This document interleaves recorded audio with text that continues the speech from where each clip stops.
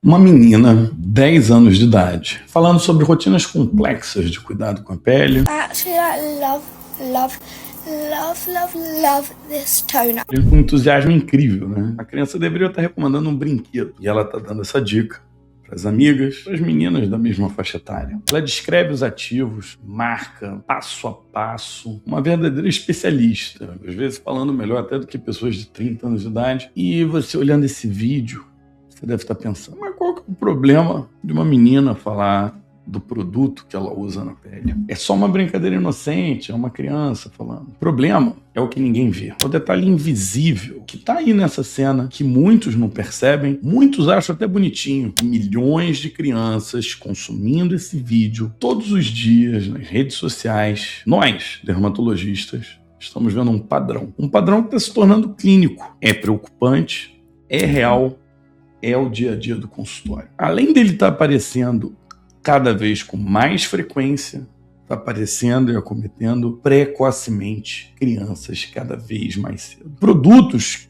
que estão sendo comercializados como cuidado de beleza, cuidado de pele, proteção, podem muitas vezes, causam destruição da pele. Faz exatamente o inverso. Aquilo que é dito, o inverso acaba acontecendo. E esse é um comportamento tipo compulsivo, tem um risco mental dermatológico, já está sendo cunhado um nome, agora a gente já reconhece, e eu estou falando da cosmeticorexia. E hoje eu vou mostrar para você, com base em ciência, biologia, comportamento humano, dados cutâneos dermatológicos, vindos de consultório. Porque essa coisa bonitinha, feminina, que as meninas querem, tal do skincare infantil, está e vai se tornar uma crise, hoje silenciosa.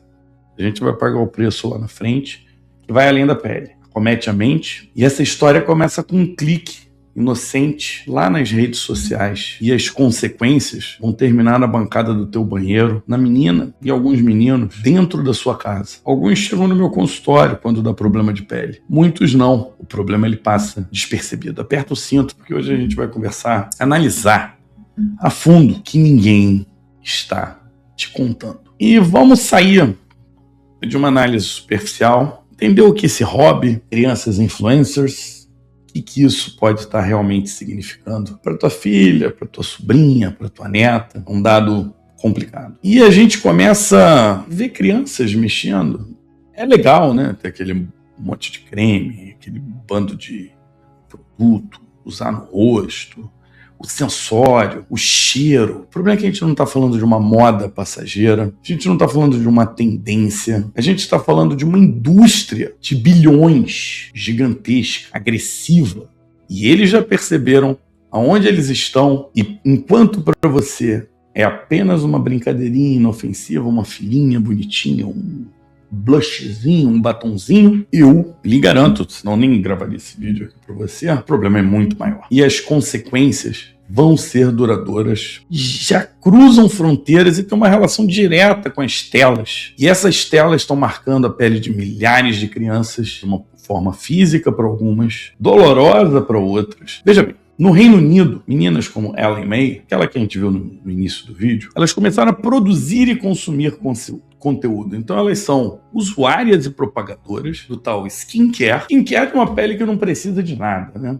Que é uma pele, por definição, saudável, durante o isolamento. Então parece que a pandemia deu uma catapultada nesse processo. Na época elas tinham 8, 9 anos de idade. Hoje ela tem 10, 11, 12. Tem criança faturando mais de 50 mil libras por ano lá na Inglaterra por conta dessas publicidades. Então, para algumas famílias, isso está fazendo diferença financeiramente. São mais de 300 mil reais dessas crianças mostrando ritual de beleza. Um mercado da beleza voltado para o público infantil. O que antes era shampoo de bebê, creminho para pele sensível, neutro, quase sem cheiro, colônias infantis suaves. Agora a transformação é radical. A gente está falando, olha, de novo, bilhões de dólares comerciais, ativos.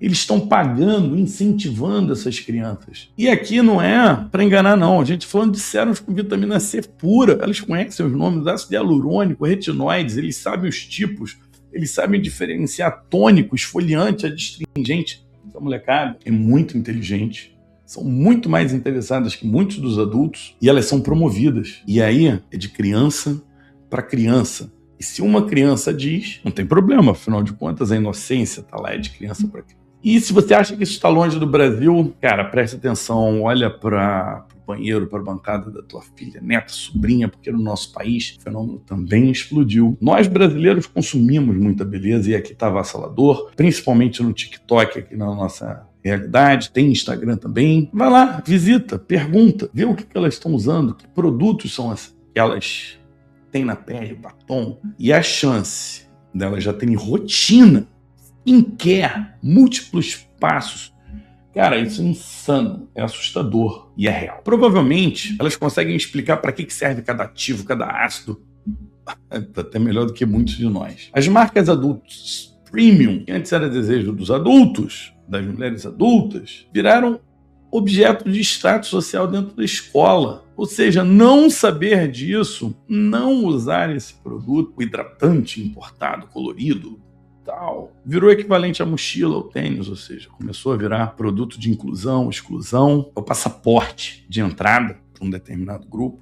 A gente não sabe a real dimensão disso em cada local, em cada escola. Eu acho que é nosso papel, o papel desse vídeo, começar a alertar nesse sentido. E para os pais isso é bonitinho, uma menina linda, é um monte de coisinha, ela é delicada, ela é vaidosa, minha filha está se cuidando. E a própria mãe de Ellen May declarou, tá lá no vídeo, que não via problema, desde que o skincare não causasse problema nenhum, e ainda falou da ajuda financeira. It's given us opportunities that we would have never had. It's made us more financially stable. As long as they're not using any harsh skincare products, then I don't really see a problem with it. Mas o grande perigo é o que essa mãe sabe sobre um produto agressivo para uma pele infantil. Cara, a pele infantil, por definição, não precisa de nada, é saudável. Pele bonita é pele saudável. Ninguém explicou nada. Essa é uma lacuna importante. Os problemas não são óbvios. Uma coisa é passar um creme e dar uma alergia. Outra coisa são problemas que não são óbvios, que surgem na pele, na vida dessa criança. E agora, vamos entender um pouquinho mais o significado. O que é o diagnóstico? Como a medicina está reconhecendo, ou se é que ela realmente reconhece formalmente. Porque tudo que é novo demora um tempo para ser incorporado. Mas o fenômeno comportamental já está presente no nosso dia a dia, provavelmente no seu dia a dia. Se você tem alguma criança, alguma menina, jovem, pré-adolescente, até criança, na sua frente. E para a gente poder conversar isso de forma séria, com a qualidade técnica que existe, vamos além dos termos de internet.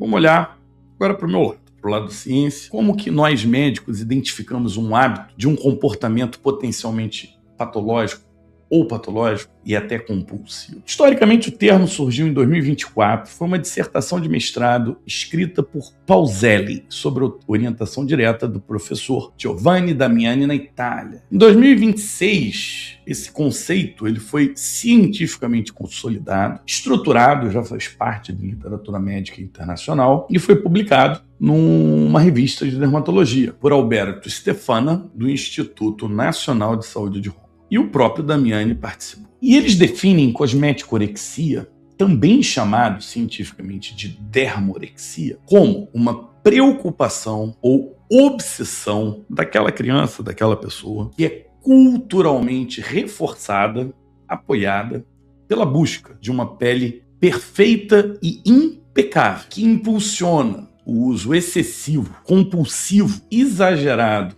e biologicamente inadequado para a idade que está sendo utilizada. E aí a gente está falando de uso de cosméticos, a gente está falando de procedimentos estéticos. É muito importante deixar bem claro, cosmeticorexia não é um diagnóstico psiquiátrico formal, não está reconhecido nos guias da psiquiatria como o DSM-5, no CID-11. Ela entra no meio médico como um rótulo clínico descritivo de um padrão comportamental de risco com impacto psicodermatológico. É o mesmo status da ortorexia, que é obsessão obsessiva por alimentação saudável. E no consultório a gente precisa tomar uma decisão. Se não é um diagnóstico formal, é um modelo comportamental que a gente precisa identificar. A gente precisa ser rigoroso, não confundir. E o primeiro diferencial é com transtorno dismórfico corporal, famoso TDC. Classicamente, a pessoa é dominada por uma crença rígida, dolorosa, quase delirante, de que ela tem uma imperfeição anatômica, uma deformidade física, é específico e a pessoa ela tem comportamentos compulsivos que tentam esconder, corrigir isso de forma obsessiva. A cosmeticorexia, o comportamento, ele não é focado num defeito que a pessoa tem, mas são rituais de solução e otimização de uma beleza padrão, incentivados, normalizados, culturalmente aceito e presente nas redes sociais. O segundo diferencial importante é com transtorno obsessivo compulsivo, o famoso TOC, que envolve rituais repetitivos, mas esses rituais eles servem para neutralizar pensamentos intrusivos, catastróficos, que contaminam, que causam pânico. Não é isso que a gente vê na cosmeticorexia. A rotina rígida, cheia de passos, skincare, ela funciona como uma forma de regulação de afeto, de enfrentamento emocional. Na psicologia, a gente dá o nome disso de estratégia de coping. Alivia a ansiedade, busca o controle emocional. Então, basicamente, o skincare ele vira uma válvula de escape para pressões cotidianas. A criança ela se encaixa melhor naquele padrão, ela passa a ser aceita melhor, aqueles estresses sociais, eles teoricamente ficariam minimizados. É só para a gente entender que são diferentes, mas estão lá, estão presentes. E esse entendimento vai impactar na forma do acolhimento, da orientação, para essas crianças, para essas adolescentes, para essas meninas, tanto no consultório quanto em casa. Uma pergunta, né? Tá bom, como que a gente faz a partir desse momento? Mas então, você está em casa, colega médico, se você estiver me assistindo aqui, a pergunta principal é como identificar se uma rotina de cuidado, aquilo que a criança, a menina está fazendo, cruzou a linha de curiosidade, de brincadeira, de diversão e entrou numa zona de perigo que se enquadraria na cosmeticorexia. Foca-se muito em quantidade de produtos, rotinas são longas e esse é um sinal inicial importante. Só que já existem alguns critérios que são mais precisos, detalhados. E tem um consenso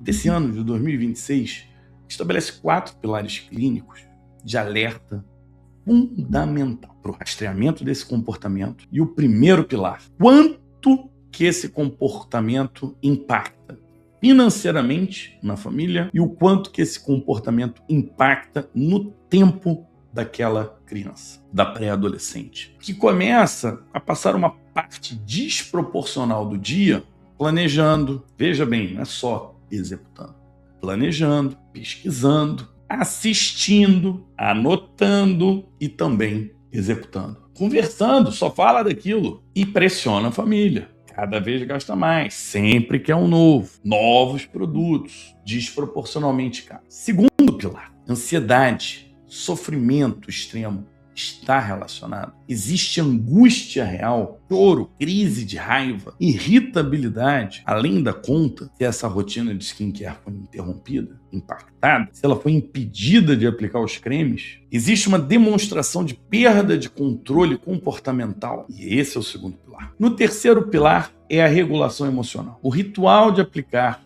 cosmético torna-se uma ferramenta principal, torna-se a ferramenta principal ou a única ferramenta de regulação para lidar com estresse, com frustração, com ansiedade. Aquela menina, no momento que ela se estressa, ela precisa passar um creme ou precisa retocar a maquiagem. A rotina de beleza não é mais um cuidado estético, é uma muleta de regulação psicológica. Olha isso. E o quarto pilar, mais alarmante talvez, que é continuar mesmo na presença de um dano. Por exemplo, irritou a pele, tá vermelho, tá coçando, não importa. A rotina se mantém. A pele está nitidamente magoada, vermelha, descamando, irritada, até doendo. O comportamento não para. Pele é atropelada, a integridade física tem menos valor do que o hábito. E esses pilares, independente se estão todos juntos ou não, você não pode ignorar. Não é sobre vaidade. Inclusive, o que é vaidade infantil? Acho que esse é um tema que a gente pode explorar. Isso é um sinal claro, objetivo, de alerta que exige atenção, diálogo meu, teu, dos familiares. Não podemos ser negligentes. Não podemos tapar nossos olhos, que a gente está falando de algo que vai muito além da pele aqui, tá? A gente está falando de um impacto comportamental com potencial de vida, de impactar na vida. Agora, vamos falar um pouco mais de medicina, um pouco mais técnico. E esse fato você precisa ter clareza, precisa entender. Biológico, tem a ver com a pele da criança. Tecnicamente falando, a pele da criança, se não tiver doença, ela é eficiente, ela é saudável. Não precisa usar ativos para compensar aquilo que o tempo nos tira. Já tem uma proliferação adequada. A renovação é do jeito que tem que ser, a textura é como tem que ser. Não existe necessidade de ativos para melhorar o funcionamento de pele de criança. Presta atenção, quase toda indústria bilionária de cosméticos anti-envelhecimento para adultos, eles têm uma função, é recuperar aquela função perdida com o tempo, que impacta no viço, na textura, na presença de ruga. Uma criança de 10 anos tem tudo que a gente quer depois que a gente envelhece. E nós estamos implantando, nós estamos destruindo precocemente o equilíbrio que a natureza deu para essas crianças, com ativos formulados por adultos que não entendem nada de pele de criança, tá? Um monte de blá blá blá. E o paradoxo aqui é o terrível, porque a gente está falando retinol, por exemplo, consagrado para o rejuvenescimento, pele madura na pele jovem, desequilibra, irrita, pode impactar na quebra de barreira protetora. Aí tem o vermelhão, que é o eritema, descamação, que não deveria estar ali, coceira, que começa a aparentar, até queimadura, esfoliante, alfa-hidroxiácido, ou seja, a gente está magoando a pele dessa criança. E aqui a gente está falando de barreira lipídica, que era protetora, deixa de ser. E nesse momento você expõe o sistema imune da pele, aumentando riscos de doenças alérgicas, dermatite de contato primária, dermatite de contato secundária, dermatite atópica, danos cumulativos, e assim você começa a prejudicar fisicamente uma pele que era saudável. Sequelas podem advir disso. E manchas, crianças que não tinham manchas, começam a ter mancha escura, começam a ter mancha clara. E nos casos graves, até cicatriz, dependendo da área, dependendo do produto. E não para por aí. Quando você expõe a imunidade da pele de forma errada, impacta no microbioma da pele, você pode ter um sistema inflamatório que começa a agir de forma independente, principalmente nas crianças que têm algum tipo de predisposição. Estava lá quietinha, que não tinha nada, e de repente, em teoria, você pode começar um quadro de dermatite atópica, você pode ter quadro de acne induzido por cosmético, pele bonita, com argumento de skincare, pode se tornar doente por uma rotina de vaidade, que eu vou chamar aqui de cega. E quando a gente conversa sobre tudo isso, você, putz, caraca, chega, né? Coitada dessa criança. Só que vai além disso. A gente tem conexões que vão além de tudo isso que a gente acabou de conversar. A gente entra numa seara que é muito mais perigosa, no meu ponto de vista, e é exatamente sobre o que nós vamos falar. A dermatologia como um todo reforça. Pele e mente têm uma conexão muito grande, tem a mesma origem biológica. E com a dermatologia, estuda essa conexão bidirecional, quanto que a mente impacta a pele e vice-versa. E para a gente entender, no contexto da cosmético-orexia, a gente tem que tirar os olhos dos cremes, até da pele, e olhar para o celular. E olha que dado epidemiológico impressionante, que é de um rigor científico importante aqui. Um estudo clínico empírico publicado no grupo de pesquisa do professor Giovanni Damiani. Eles utilizaram critérios rigorosamente científicos, que não vale a pena a gente discorrer aqui, são 217 pacientes. E nesses 217 pacientes, eles mostram que 9% de todos, eles tinham esse, então, de 217, 10% tinha cosmético-orexia. Só que o que é interessantíssimo, impressionante e preocupante, presta atenção, desses 100% dos pacientes com cosmético-orexia atendiam aos critérios diagnósticos de nomofobia. Não conhece? Quem não conhece o termo nomofobia, o medo irracional e a ansiedade grave e a dependência psicológica de ficar desconectado da internet ou longe do telefone celular. E esse é um dado que muda tudo, e ele comprova que cosmético-orexia não é uma simples vaidade, não é só passar o creme ou futilidade infantil, ela está diretamente relacionada a uma dependência conectado ao smartphone, cultura digital tóxica. Lembra aquele momento que a gente tem que ficar cultuando e trabalhando aquele assunto desde o início? Então, a nomofobia, ela funciona como uma mediadora direta de comparação social online, fonte de pesquisa de novos rituais e os rituais que têm que funcionar. Essa jovem fica dependente de tela, passa horas expostas a feed algoritmo que promovem cada vez mais esse tipo de entrega de estética irreal, glass skin, pele de vidro, pele perfeita, estética da pele impecável, lisa, sem poros, sem textura, e põe filtro em cima, sem marca. Isso não existe na biologia. Essa pele é irreal no nosso mundo, no mundo físico.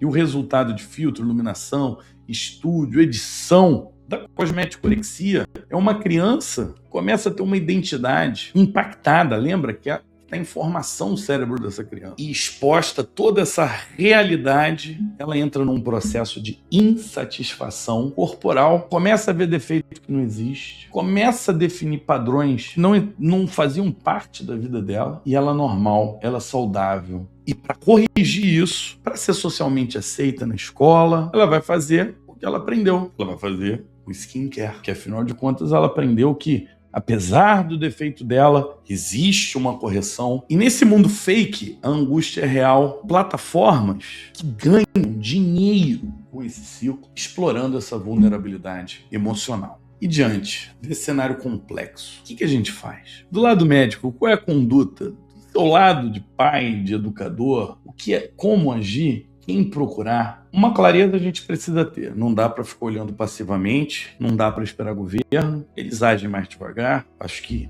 a gente pode contar com eles, mas não no curto prazo. A gente precisa atuar hoje. Nossos filhos, os nossos conhecidos, os nossos alunos, os nossos pacientes. Vou fazer uma proposta aqui prática.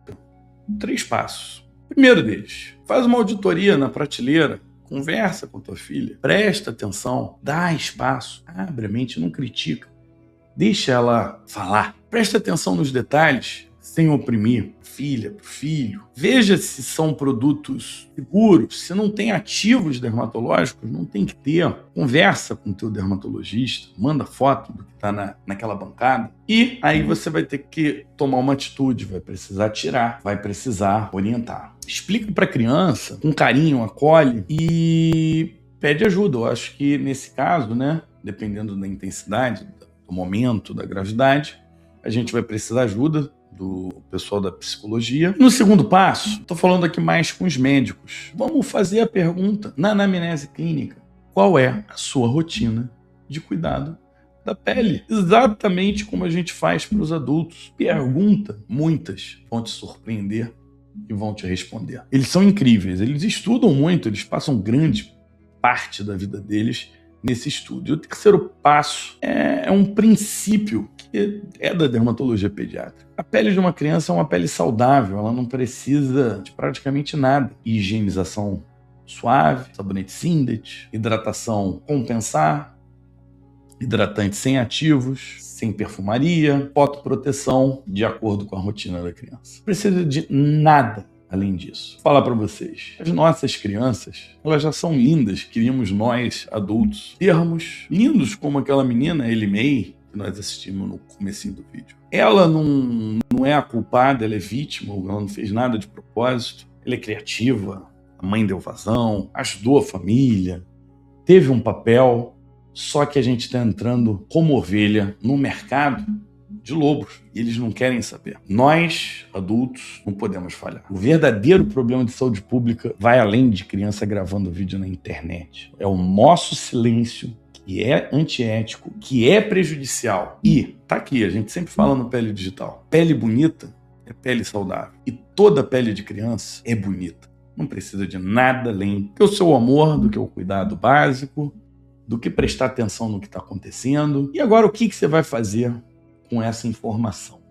A partir de agora, você precisa tomar uma decisão. Desligar esse vídeo, não fazer nada, ou, a partir desse momento, compartilhar esse vídeo com as colegas mães, com potenciais pacientes, talvez se enquadrem nesse conceito, porque, como eu disse, eu vou reforçar, aqui o problema vai muito mas muito além da pele. A gente está falando construção da identidade de futuras crianças, não apenas do Brasil, mas talvez de todo mundo. Espero que vocês tenham gostado desse vídeo.